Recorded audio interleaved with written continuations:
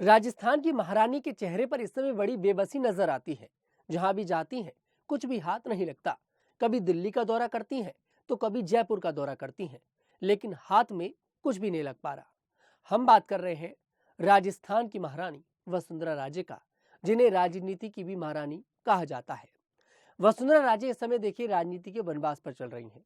हालांकि वसुंधरा राजे ने कुछ दिन पहले एक बयान दिया था कि वनवास हर किसी के जीवन में आता है, लेकिन वनवास जरूर खत्म होता है। लेकिन ऐसा लगता है कि वसुंधरा राजे का वनवास खत्म नहीं हो पाएगा। सवाल यह है कि क्या वसुंधरा राजे का कभी वनवास खत्म हो पाएगा? क्या वसुंधरा राजे को भारतीय जनता पार्टी कोई बड़ी जिम्मेदारी सौंपेगी, या फिर वसुंधरा राजे को दरकिनार किया जा रहा है? क्या वसुंधरा राजे की राजस्थान से विदाई होने वाली है? ये सवाल इस समय राजस्थान की जनता के जहन में जरूर चलते होंगे, और इन सभी सवालों के जवाब आज हम आपके पास लेकर आए हैं। दरअसल देखिए, बीजेपी के राष्ट्रीय अध्यक्ष को लेकर कई सारे नामों की चर्चा चल रही है। उसमें वसुंधरा राजे का नाम भी शुरुआत में बहुत ऊपर नजर आया, लेकिन अब धीरे धीरे कर कर ये नाम काफी नीचे जा चुका है। ऐसा लगता है कि वसुंधरा राजे के हाथ से राष्ट्रीय अध्यक्ष की गद्दी जो है वो भी फिसल जाएगी, और वसुंधरा राजे जो सपने देख रही थी कि उन्हें दिल्ली में जगह मिलने वाली है, वो जगह उन्हें नहीं मिल पाएगी।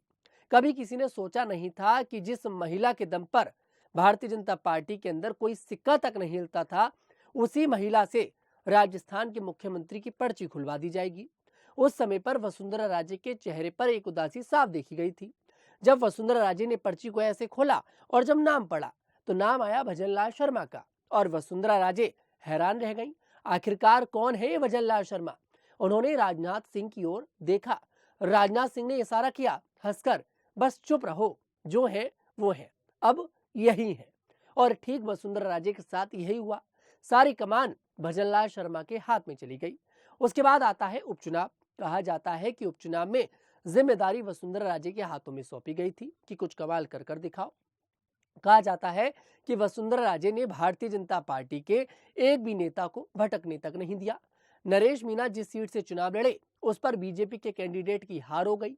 इसके पीछे की वजह नरेश मीना को बताया गया, क्योंकि मीना समाज वहां पर बहुत ज्यादा है और कांग्रेस के प्रत्याशी वहां पर जीत गए। बताया जाता है कि उस समय पर अगर किरोड़ी लाल मीना वहां पर चुनाव प्रचार के लिए पहुंच जाते तो शायद वो चुनाव जीत जाते। लेकिन कहा यह भी जाता है कि वसुंधरा राजे ने किरोड़ी लाल मीना को पहुंचने नहीं दिया, क्योंकि इसके पीछे की वजह है। किरोड़ी लाल मीना और वसुंधरा राजे के बीच की जो खटपट है वो किसी से छिपी नहीं है। अब सवाल ये आ रहा है कि आखिरकार वसुंधरा राजे चुप क्यों बैठी हैं, जब वसुंधरा राजे के पास ज्यादा विधायक है अगर देखा जाए तो।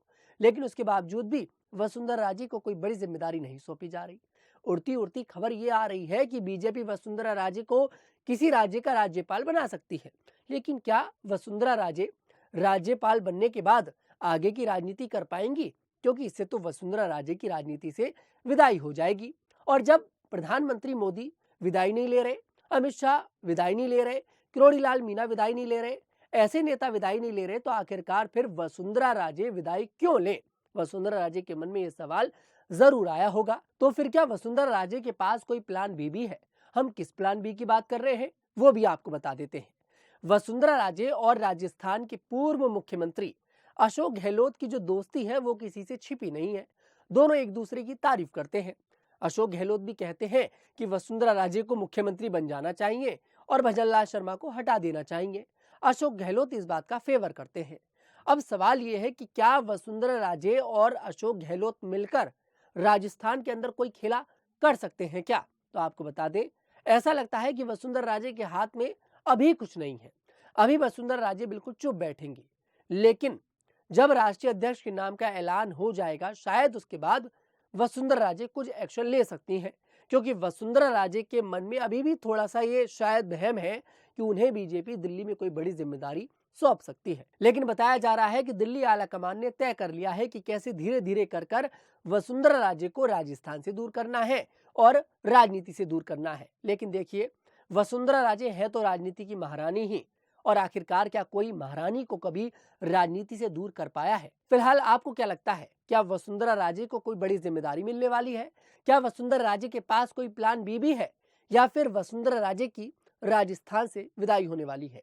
कमेंट सेक्शन में जरूर बताइएगा। मैं तनुज दीक्षित आपसे मुलाकात करूंगा। तब तक के लिए हमारे साथ देखते रहिए न्यूज़ 15।